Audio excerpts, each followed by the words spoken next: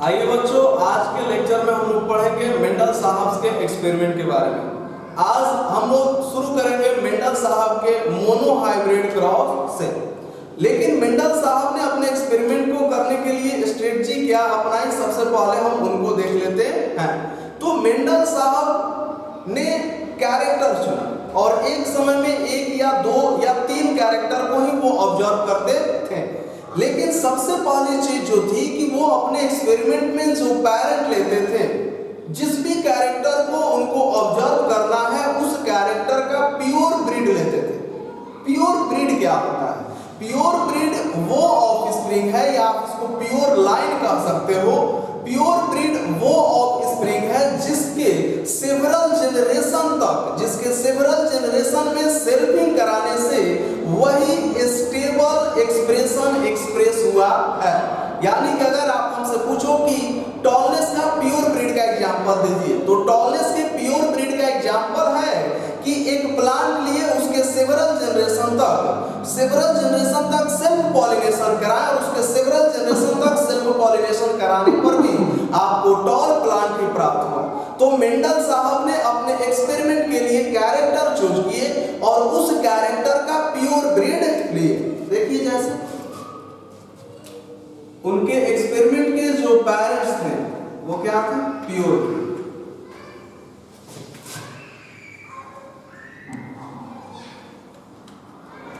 जो भी कैरेक्टर लेंगे उनके प्योर ब्रीड। सपोज यहां हम लोग हाइट, स्टेम हाइट लेते हैं, तो जो पेरेंट होंगे वो टॉलनेस और ड्वार्फनेस का प्योर ब्रीड होंगे। अब इस पेरेंट के ये जो दो पेरेंट हैं, इन दोनों के बीच में क्रॉस पॉलिनेशन होगा। इन दोनों के बीच में उन्होंने क्या कराया? Cross pollination. और क्रॉस पॉलिनेशन से जो ऑफस्प्रिंग प्रोड्यूस हुआ, मैंने आपको पिछले लेक्चर में बताया था कि पेरेंट के क्रॉस कराने से जो ऑफस्प्रिंग प्रोड्यूस होता है उसको हम लोग क्या कहते हैं? F1 generation. क्या कहते हैं? F1 generation. अब यह जो F1 जनरेशन के इंडिविजुअल्स मिले, उन F1 जनरेशंस के इंडिविजुअल में उन्होंने सेल्फिंग कराया, यानी सेल्फ पॉलिनेशन। क्या कराया? Self pollination. और इससे जो प्राप्त हुआ उसको क्या कहा गया? F2 generation. ये सब बातें पिछले लेक्चर में हो चुकी है कि F1 जनरेशन के ऑफस्प्रिंग के क्रॉसेज और सेल्फिंग से क्या मिलता है? F2 generation. अगर इसके आगे जाना है तो फिर उसी तरह से F2 जनरेशन को क्रॉस सेल्फिंग कराइए, F3 जनरेशन, F3 को क्रॉस सेल्फिंग कराइए, F4 जनरेशन, ऐसे ही आगे बढ़ता जाएगा। तो ये मेंडल साहब की स्ट्रेटजी थी। अब इसी स्ट्रेटजी पर हम मोनोहाइब्रिड क्रॉस करते हैं।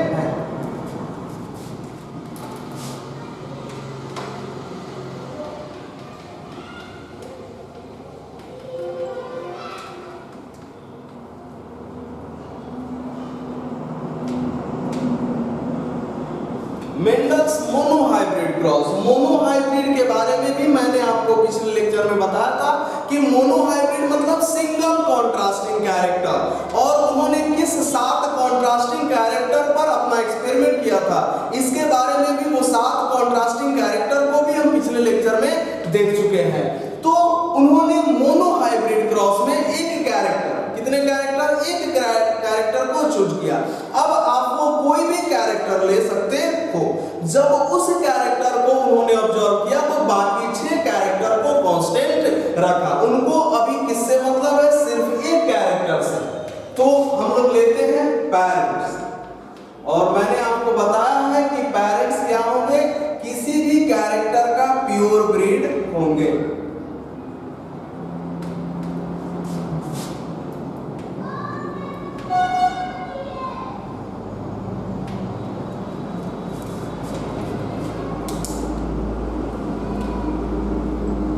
यह जो प्योर ब्रीड टॉल है, यह इनका जीनोटाइप। सबसे पहला बात मैं आपको बता देता हूं, यह जो हम लोग एक्सप्रेस करेंगे मोनोहाइब्रिड क्रॉस को जो दिखाएंगे, वो आज हम लोग इतनी आसानी से इसलिए दिखा पा रहे हैं क्योंकि मेंडल साहब ने अपने एक्सपेरिमेंट में बहुत सारे ऑब्जर्वेशन के आधार पर कुछ बातें कही थी, और उन्हीं बातों के आधार पर हम यह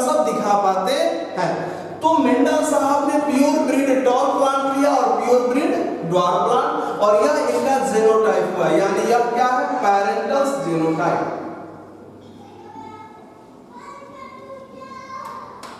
यह होमोजाइगोस टॉल है और यह होमोजाइगोस ड्वार्फ। इनके गैमेट को हम सेपरेट कर देते हैं।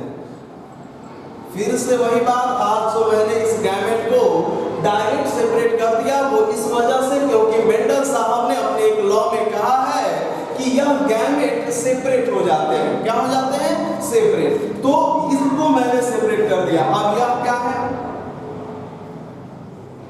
पैरेंटल्स गैमेट, ये पैरेंट के गैमेट। इनके इंटरमिक्स कराने से आपको क्या मिलेगा, F1 जनरेशन।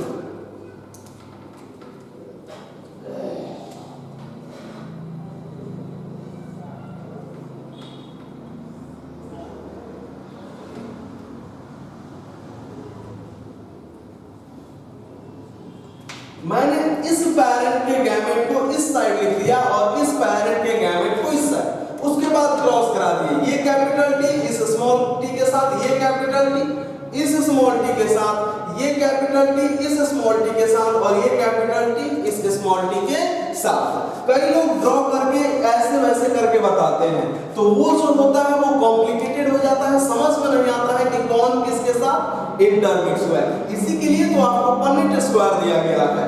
तो यह हो गया, और यह जो चारों ऑफस्प्रिंग है, अब बताइए किस जनरेशन के हैं, तो ये F1 जनरेशन के हैं। उसके बाद उनका स्ट्रेटजी क्या था कि F1 जनरेशन के जो ऑफस्प्रिंग है उन ऑफस्प्रिंग को सेल्फिंग कराना है।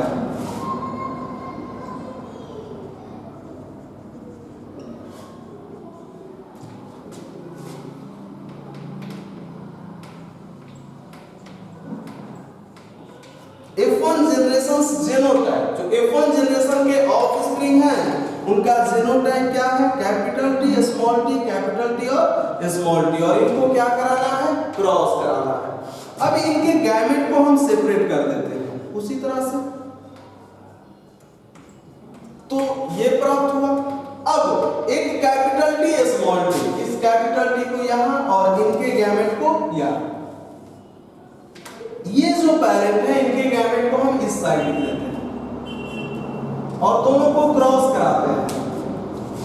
तो आपको क्या मिलेगा, कैपिटल टी और capital T, capital T small T, capital T small T और स्मॉल टी और स्मॉल टी, और यह क्या हुआ, F2 जनरेशन। क्या हुआ, F2 जनरेशन। यहां तक मेंडल साहब ने किया। अब बात कर लेते हैं ऑब्जर्वेशन की। सबसे पहले किसकी बात कर लेते हैं, ऑब्जर्वेशन की। मेंडल साहब ने जब मोनो हाइब्रिड क्रॉस कराया, तो मोनो हाइब्रिड क्रॉस कराने के बाद उन्होंने क्या ऑब्जर्व किया, तो जो सबसे पहली ऑब्जर्वेशन थी वो ये थी कि मेंडल साहब ने कहा कि पैरेंट में कुछ तो ऐसा है, पैरेंट में कुछ तो ऐसा है जो ऑफ स्प्रिंग में ट्रांसफर हो रहा है और वही कैरेक्टर ट्रांसफर कर रहा है। और उन्होंने जो यह कुछ कहा उसको उन्होंने नाम दिया यूनिट फैक्टर। नाम क्या दिया, यूनिट फैक्टर। मेंडल साहब ने कहा कि कैरेक्टर जो पेरेंट से ऑफ स्प्रिंग में ट्रांसफर हो रहे हैं उन कैरेक्टर को ट्रांसफर कौन करा रहा है, यूनिट फैक्टर। जो दूसरी उनकी ऑब्जर्वेशन थी, मैंने आपको बताया था कि मेंडल साहब के वर्क को पहचान न मिलने की एक वजह यह भी थी कि उन्होंने कैरेक्टर ट्रांसफर की वजह यूनिट फैक्टर को बताया था, जिसको उस समय के बायोलॉजिस्ट ने एक्सेप्ट ही नहीं किया था। तो इनकी पहली ऑब्जर्वेशन। उन्होंने अपनी दूसरी ऑब्जर्वेशन में कहा कि यह जो यूनिट फैक्टर है जो कि पेरेंट से ऑफ स्प्रिंग में कैरेक्टर ट्रांसफर हो रहा है, वो दोनों पेरेंट के जो यूनिट फैक्टर हैं वो इंटरमिक्स नहीं हो रहे हैं। कहने का मतलब है कि पेरेंट से ऑफ स्प्रिंग में जो कैरेक्टर ट्रांसफर हो रहा है वो पेरेंट से ऑफ स्प्रिंग में इंटरमिक्स कैरेक्टर ट्रांसफर नहीं हो रहा है। ऐसा नहीं है कि मेल पेरेंट और फीमेल पेरेंट दोनों का इंटरमिक्स कैरेक्टर ऑफ स्प्रिंग में ट्रांसफर हो रहा है। और किसने ऐसा क्यों कह पाया, उन्होंने ऐसा इसलिए कह पाया क्योंकि जब उन्होंने एक टॉल प्लांट और एक ड्वार्फ प्लांट को क्रॉस कराया तो उन्होंने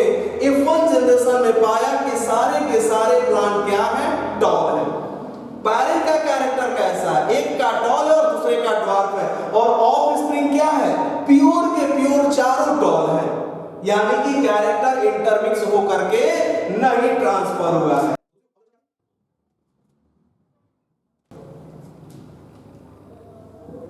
characters are not intermixed, character intermix नहीं होते हैं। मेंडल साहब की जो तीसरी ऑब्जर्वेशन थी, उन्होंने यह देखा कि F1 जनरेशन में उनको जो 4 प्लांट मिले, वो चारों के चारों प्लांट केवल एक ही पैरेंट के जैसे दिखते हैं। यानी चारों प्लांट केवल एक ही पैरेंट के रिसेंबल है, यानी कि दूसरा कैरेक्टर नहीं रिसेंबल हुआ है या दूसरा कैरेक्टर एक्सप्रेस नहीं हुआ है।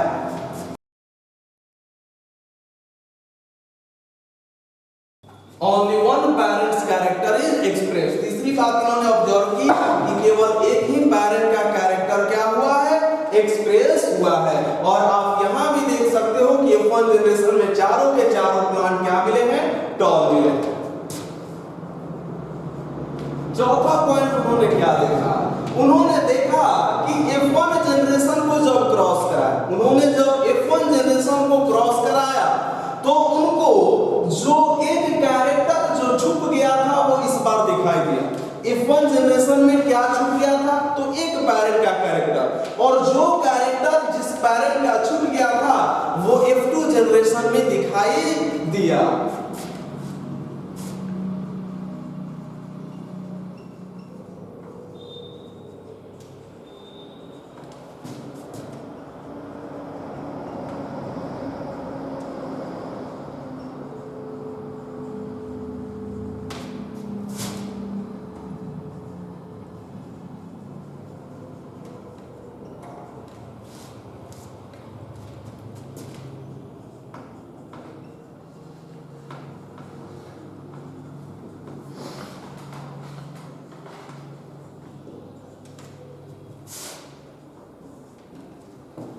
यानी कि उनको F2 जनरेशन में दोनों कैरेक्टर के प्लांट मिले, टॉल भी मिले और ड्वार्फ भी मिले।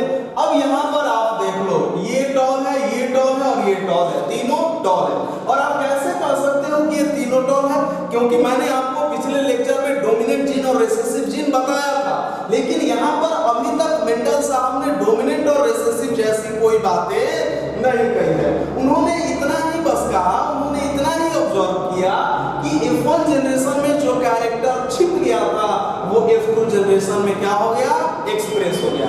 और उन्होंने कहा कि F1 जनरेशन में जो कैरेक्टर छिप गया था वो इसलिए छिप गया था, वो इसलिए अनएक्सप्रेस्ड हिडन रह गया था क्योंकि वहां एक ट्रेड के जो दो अल्टरनेट एले हैं, एक ट्रेड के जो यूनिट फैक्टर में जो दो पेयर हैं उसमें से एक डोमिनेंट है और दूसरा रिसेसिव है। तो यहीं पर उन्होंने बात की थी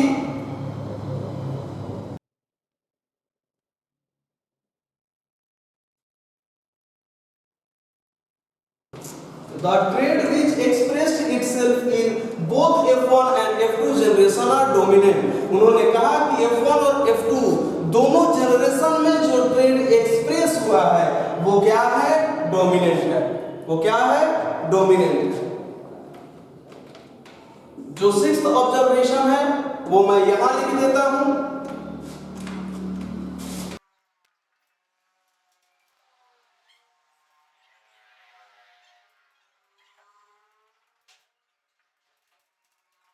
The traits which remain unexpressed, the traits which remain unexpressed in F1 generation, while expressed in F2 generation are recessive traits। जो F1 जनरेशन में छिप गया था, वो जो F1 जनरेशन में छिप गया था लेकिन F2 जनरेशन में आया, वो कौन सा ट्रेड है, रिसेसिव ट्रेड। यानी कि अपने ऑब्जर्वेशन के अनुसार उन्होंने दो प्रकार के ट्रेड बता दिए, एक डोमिनेंट ट्रेड और दूसरा रिसेसिव ट्रेड।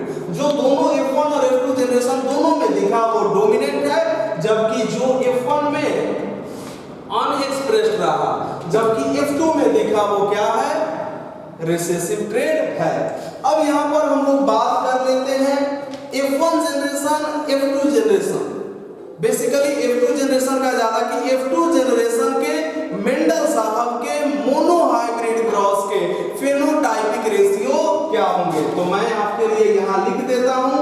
अब आप खुद देखिए कि F2 जनरेशन या फेनोटाइप का मतलब क्या होता है? Physical appearance. और आप इन चारों प्लांट का जरा फिजिकल अपीयरेंस ध्यान दीजिए। तो यह भी प्लांट टॉल है, यह भी प्लांट टॉल है और यह भी प्लांट टॉल है, और एक प्लांट क्या है? ड्वार्फ है। और फिजिकल अपीयरेंस को ही क्या कहते हैं? Phenotypic ratio. तो याद रखिएगा कि मेंडल साहब के मोनोहाइब्रिड के F2 जनरेशन का फेनोटाइपिक रेशियो क्या होगा? 3:1। 3:1, और इसको मोनोहाइब्रिड रेशियो भी कहा जाता है।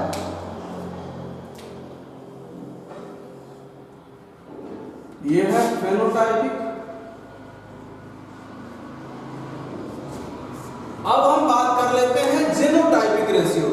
तो मेंडल साहब के मोनोहाइब्रिड के F2 जनरेशन के जेनोटाइपिक रेशियो की अगर बात कीजिएगा तो जरा इनका जेनोटाइप देखिए। ये होमोजाइगोस टॉल है और ये होमोजाइगोस ड्वार्फ है। होमोजाइगोस टॉल, होमोजाइगोस ड्वार्फ। और यह दो प्लांट क्या है? हेटेरोजाइगोस टॉल है।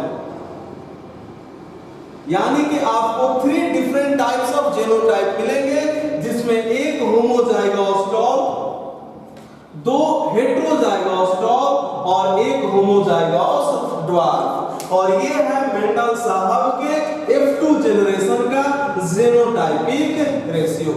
तो अगर आपसे कोई पूछे कि मेंडल साहब के मोनोहाइब्रिड के F2 जनरेशन का फेनोटाइपिक रेशियो क्या होगा, जेनोटाइपिक रेशियो क्या होगा, तो ये है आपका फेनोटाइपिक रेशियो और जेनोटाइपिक रेशियो। ये 10th क्लास में क्वेश्चन पूछे जाते हैं।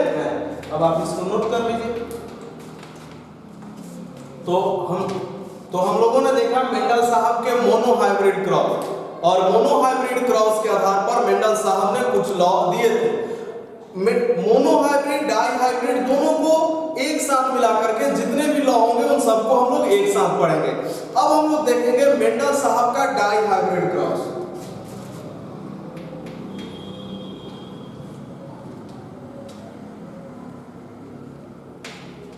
Mendel's dihybrid cross. डाईहाइब्रिड मतलब कितने कैरेक्टर होंगे? 2 कैरेक्टर होंगे। फिर से वही बात, जो पेरेंट होंगे वो प्योर ब्रीड होंगे।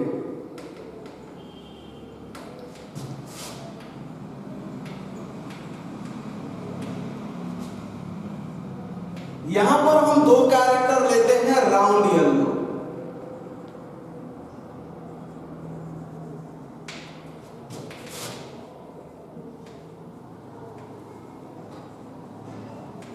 राउंड येलो और व्रिंकल्ड ग्रे। राउंड को जो रिप्रेजेंट करने के लिए है, ये है पेरेंट्स फेनोटाइप।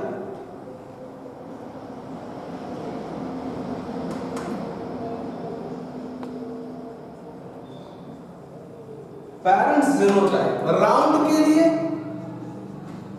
और येलो के लिए। राउंड के लिए R और येलो के लिए लेटर कौन सा लिया जाता है? Y। ये डोमिनेंट है और ये रिसेसिव है, तो रिसेसिव स्मॉल लेटर नहीं। तो ये हुए आपके पेरेंट्स के जीनोटाइप। क्या हुए? पेरेंट्स के जीनोटाइप। अब सबसे पहला बात है कि गैमेट का फॉर्मेशन करना है। किसका फॉर्मेशन करना? गैमेट का। तो गैमेट के फॉर्मेशन करने में आपको यहाँ पर थोड़ी सी परेशानी हो सकती है। या तो डाईहाइब्रिड है, ट्राईहाइब्रिड में और ज्यादा परेशानी होगा। तो इसमें से यह जो 2 है, एक कैरेक्टर के लिए या जो राउंड कैरेक्टर के लिए जो है वो इनको हम इस साइड लिख देते हैं, और जो येलो के लिए है उनको हम इस साइड लिख देते हैं।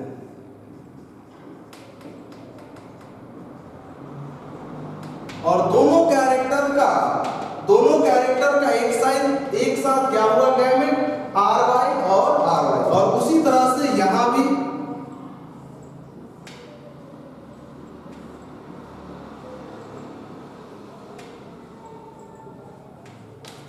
ये आपके पैरेंटल गैमेट्स मिले। अब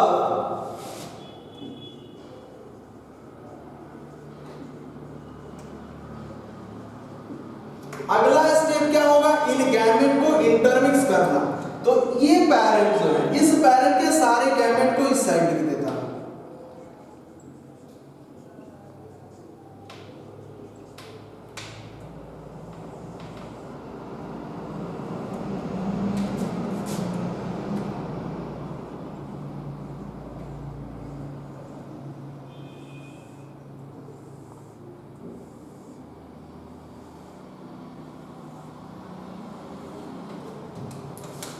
अब जरा इंटरमिक्स कराइए, तो इन दोनों को कराते हैं, capital R small R, capital Y small Y, capital R small R, capital Y small Y, capital R small R, capital Y small Y. ध्यान से देखिए और इसको सीखिए, capital R small R, capital Y small Y.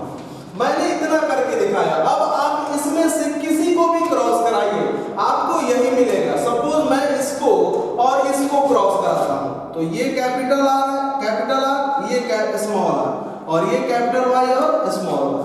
आप इनमें से किसी को भी क्रॉस कराइएगा तो आपको यही मिलेगा, capital R small R, capital Y small Y, capital R small R, capital Y small Y. मैं बाकी सब लिख देता हूं।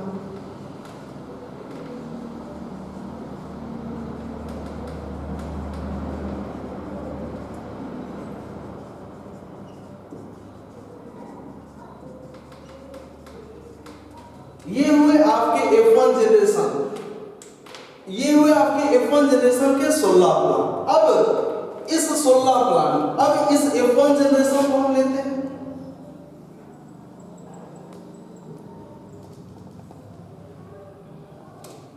तो F1 जनरेशन का गैमेट क्या है, capital R small R, capital Y small Y. इसमें से दो इंडिविजुअल को लेकर के हम सेल्फ पॉलिनेशन करा देते हैं।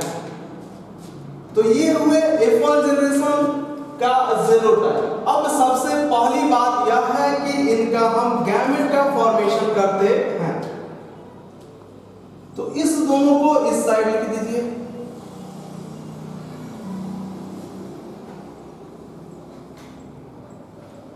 ठीक है। अब गैमेट बना, capital R, capital Y, capital R, small Y, small R, capital Y और स्मॉल आर और स्मॉल। इसी तरह से इनका भी वही सेम गैमेट होगा।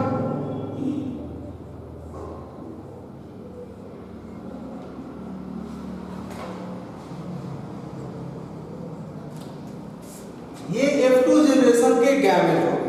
अगला स्टेप हमारा क्या होता है, इन गैमेट को इंटरमिक्स कराना, क्योंकि ऑफ स्प्रिंग कैसे प्रोड्यूस होते हैं, गैमेट के इंटरमिक्सिंग से ही। यहाँ पर हम दो कैरेक्टर को लेकर के गैमेट को इंटरमिक्स करा रहे हैं, और हमने कैरेक्टर कौन सा लिया है, राम येलो और व्रिंकल्ड ग्रीन। ये पेरेंट का कैरेक्टर था, किसका कैरेक्टर, पेरेंट का।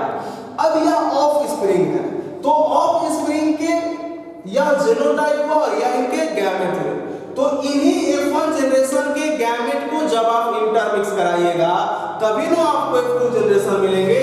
तो यह जो 4 गैमेट है उसको मैं इस साइड लिख देता हूं।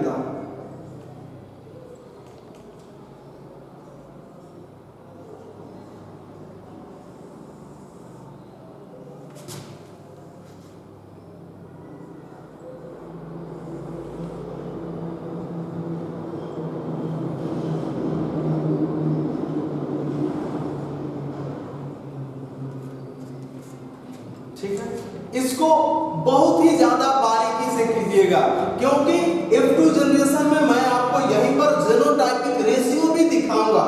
वो जो इतना बड़ा रेशियो आप 10th क्लास में पढ़ते हो, 1:2:1:4:2:1:2:1, वो जो रेशियो होता है जिसमें 9 अलग अलग प्रकार के जीनोटाइप मिलते हैं, आप वो याद कर लेते हो, या आपको बता दिया जाता है कि F2 जनरेशन का डाई हाइब्रिड का यही जीनोटाइपिक रेशियो होगा। लेकिन मैं यहाँ पर आपको 9 अलग अलग प्रकार के जेनेटिक कंपोजिशन दिखाऊंगा और उनको गिनवा के बताऊंगा कि देखो वो ऐसे ही होते हैं।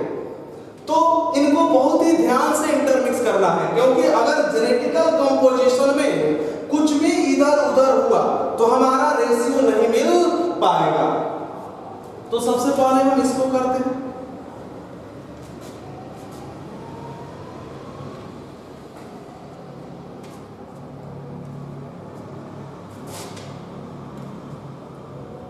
Capital R, capital R, capital Y, capital Y, capital R इसका और कैपिटल आर इसका, इसका वाई क्या है स्मॉल। फिर इसको देखिए capital R small R capital Y capital Y, capital R small R capital Y small Y, capital R capital Y small Y, capital R small Y और small Y, capital R small R capital Y small Y, capital R small Y small Y, capital R small R capital Y capital Y, capital R small R capital Y small Y, small R capital Y capital Y, small R capital Y small Y, capital R capital Y small Y, capital R small Y small Y, small R capital Y capital Y, और small R small Y और small Y. इन gamete को intermix कराएं तो आपको यह 16 plants मिले। ठीक है, एक बार आप इनको बारीकी से मिला लीजिए और उसके बाद इसको घर पर प्रैक्टिस करना है और खुद से करना है। F2 जनरेशन जो डाई हाइब्रिड है उसको आज हम पूरी तरह से कंप्लीट नहीं करेंगे, उसको मैं आधे पर छोड़ूंगा ताकि आप घर पर प्रैक्टिस करो इसको, और अगले लेक्चर में मैं इसको पूरी तरह से समझाऊंगा। अब कुछ फिनोटाइप और जीनोटाइप है जो वो मैं लिख देता हूं, डायरेक्ट रिजल्ट यहां लिख देता हूं। रिजल्ट इसलिए लिख देता हूं ताकि आप घर पर इसको क्रॉस करा के उन रिजल्ट को लाने की कोशिश कीजिएगा, और अगले लेक्चर में मैं आपको बताऊंगा कि उन्होंने F2 जनरेशन से क्या ऑब्जर्व किया था और क्या ऑब्जर्वेशन थी मेंडल साहब की, वो सारी बातें। तो दो बेसिक चीजें बता देता हूं कि F2 जनरेशन का मेंडल साहब के डाई हाइब्रिड के F2 जनरेशन का फेनोटाइपिक रेशियो और जीनोटाइपिक रेशियो। तो फेनोटाइपिक का मतलब क्या होता है, पिछले बार भी बात किया था मोनोहाइब्रिड में कि फेनोटाइपिक का मतलब फिजिकल अपीयरेंस और जीनोटाइपिक का मतलब जेनेटिकल कंपोजिशन। तो मेंडल साहब के डाई हाइब्रिड के F2 जनरेशन का जो फेनोटाइपिक रेशियो होगा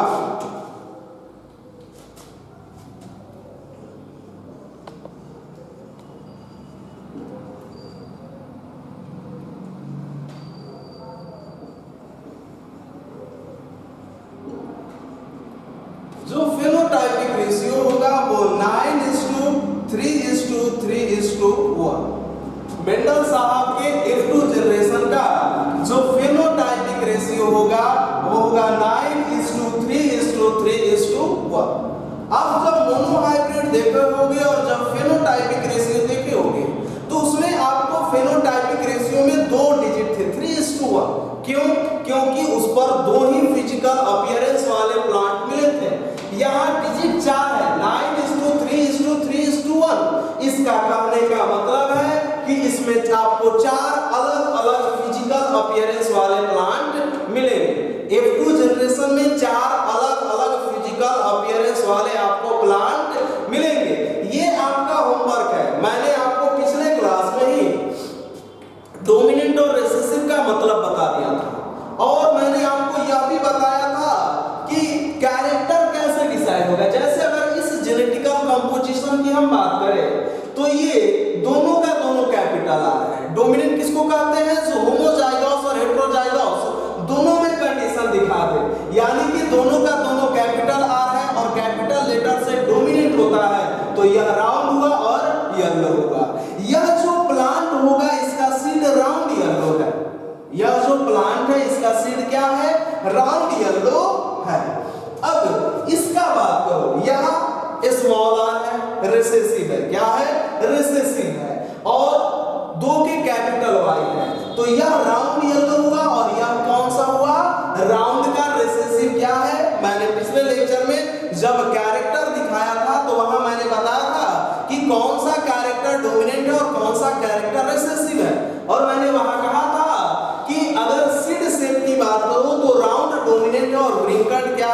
रिसेसिव है तो स्मॉल आर है, तो इसका फीचर्स क्या होगा, ये होगा आपका व्रिंकल्ड येलो। क्या होगा, व्रिंकल्ड येलो। यानी कि यहां पर आपको एक प्लांट मिला राउंड येलो, क्या है, राउंड येलो, और यहां मिला व्रिंकल्ड येलो। ठीक है, राउंड येलो मिल गया, व्रिंकल्ड येलो मिल गया। अब इसको देखते हैं, यह होमोजाइगोस है, कैपिटल आर है, डोमिनेंट है तो राउंड होगा, और वाई दोनों के दोनों स्मॉल है, रिसेसिव है, तो क्या होगा, रिसेसिव क्या है, मैंने सीड कलर में बताया था, येलो डोमिनेंट और ग्रीन क्या है, रिसेसिव है। तो यह जो सीड हुआ आपका क्या हुआ, राउंड ग्रीन। क्या हुआ, राउंड ग्रीन। आपको 3 मिल गए, अब बचा एक, आपको राउंड येलो मिला, राउंड ग्रीन मिला, व्रिंकल्ड येलो मिला। अब जरा इसको देखिए, अब यह क्या है, इसमें स्मॉल, दोनों के दोनों रिसेसिव जीन है, तो ये इसके कारण हो गया व्रिंकल्ड, और यह रिसेसिव है, इसके कारण क्या हो गया, ग्रीन। मैंने आपको रफली इस 16 में से दिखा दिया कि देखो 4 अलग अलग फीचर्स मिलेंगे, एक राउंड येलो मिलेगा, राउंड ग्रीन मिलेगा, व्रिंकल्ड येलो मिलेगा और व्रिंकल्ड ग्रीन मिलेगा। और फेनोटाइपिक रेशियो मोनोहाइब्रिड में 3:1, यानी 3 टॉल मिला था और 1 ड्वार्फ मिला था।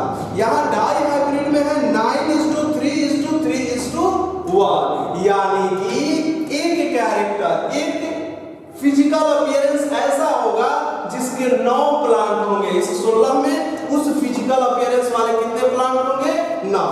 तो दूसरा ऐसा फिजिकल अपीयरेंस होगा जिसकी संख्या 3 होगी, तीसरी एक ऐसी फिजिकल अपीयरेंस होगी जिसकी संख्या 3 होगा, और चौथा एक ऐसा फिजिकल अपीयरेंस होगा जिसका संख्या 1 होगा।